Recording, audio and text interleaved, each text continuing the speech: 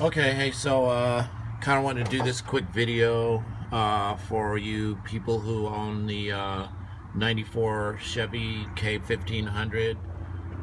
They call it a Suburban, a Silverado, whatever, GMC. So I bought this little beauty a few months back, and uh, it's been running pretty good. And then I took it to California. By the time I got back, it started having problems with this and that performance wise, and so I figured it was a good idea. And when you buy these old cars, it's probably a good idea anyway to start changing out things. But I found out a lot, learned a lot through trial and error, that you need to do stuff like I replaced the water pump. Was one of the first things I replaced in it. And then I started doing stuff like replacing the these little parts over here. There's the this valve right here. There's an EGR valve back over here in this area, and then there's the EGR solenoid that was replaced. And what I found out was that the performance is more affected by not knowing that these little parts that connect and tell all of your fuel system how to perform.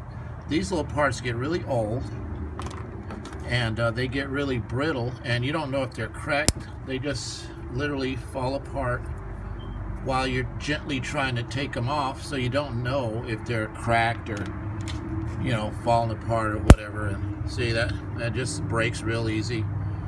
So this is a very old car, so in order to replace that stuff, you can just go and buy, don't panic, you can go and buy actual tubing at the auto parts store of your choice. And it's pretty cheap to replace the tubing. You can see, like, right over here, this EGR valve in here, right there, had some tubing, and I just ran it. See if I can show it to you. I just ran that tubing right here. Let me put it on the end of my flashlight. This tubing right here just cost me about a buck a foot. Stuff right here, and it connects to this solenoid and goes to the EGR valve. And when I started doing things like that one by one, the car just started performing better and better. But I still had a problem. And luckily one night we were testing and starting the car, and it was at nighttime. And my son was watching while I started the car, and he noticed that there was a spark being thrown way down here by the spark plugs. Let's see if I can show that to you with the flashlight.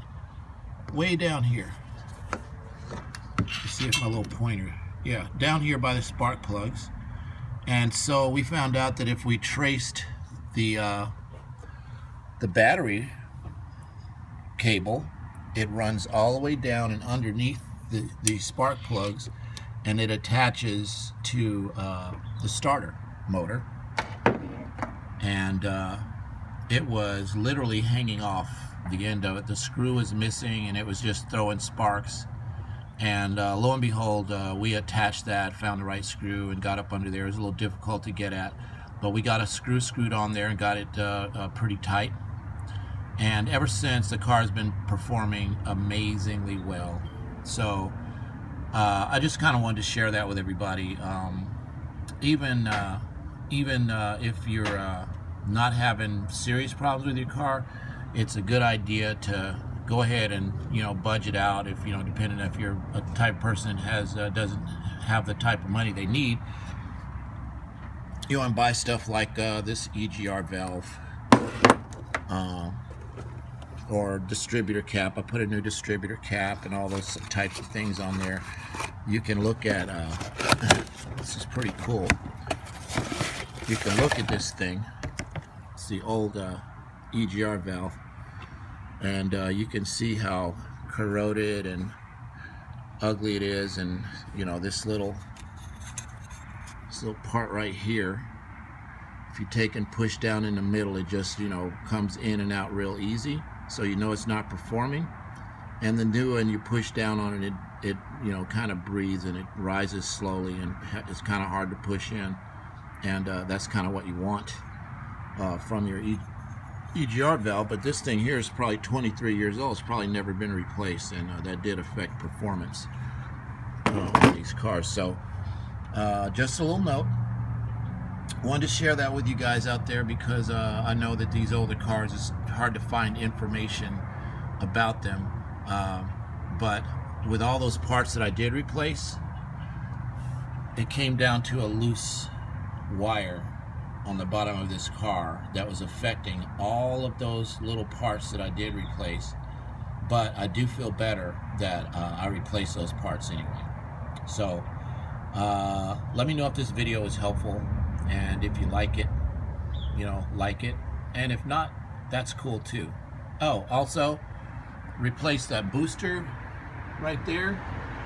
It's really cool because I'm almost 60. This thing right here, I replaced that, and you know, I've never worked on a car until now, and I'm enjoying this so much. I didn't think that I was capable of doing it.